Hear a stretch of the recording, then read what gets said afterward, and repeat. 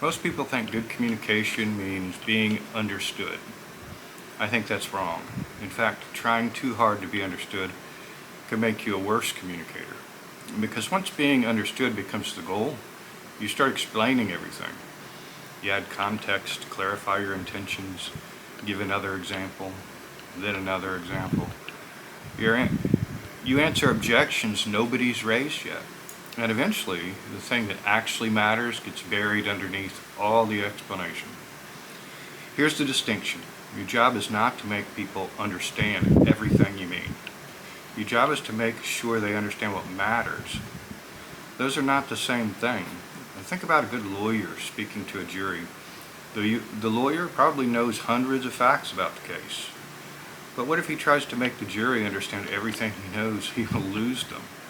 A strong lawyer asks a different question. What is the one thing this jury must clearly understand before they make their decision? Then everything else supports that. The same thing happens in business. A manager walks into a meeting, 6 reasons why a project is going wrong. She can explain all 6. She can show everyone that history. She can explain how the team got there. She can defend every decision that was made along the way. Or she can say, the deadline is no longer realistic because we lost our supplier. We have 2 choices, move the launch date or reduce the scope. That may not communicate everything she knows, but it communicates what everyone needs to know. And that is the difference between transferring information and creating clarity. Weak communicators often confuse the two. They think, if I just explain this one more time, they'll finally see what I mean. Maybe that's the case. But there's another possibility too. Maybe the extra explanation is making your message weaker.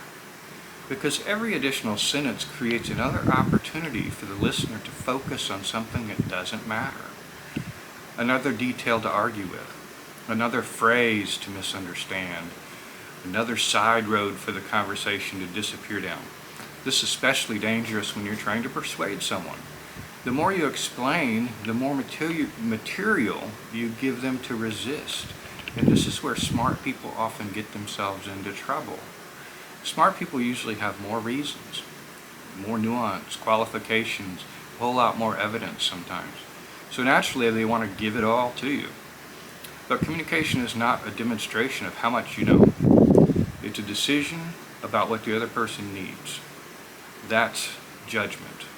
Sometimes the best communicator in the room is not the person who can explain the most. It's the person who knows what to leave out. Now, I'm not saying you should be vague, and I'm certainly not saying you should manipulate people by withholding important information. I'm saying something much more practical. Completeness and clarity are not the same thing. You can be completely thorough and completely ineffective. And you can be remarkably concise while making the essential point impossible to misunderstand. So the next time you're explaining something important, don't ask yourself, have I explained myself well enough? Ask yourself something much more important. What does this person actually need to understand? Then make that unmistakable, because successful communication is not about nothing has been left unsaid. It's about when nothing important has been left unclear. And sometimes being fully understood is evidence that you said far more than you needed to.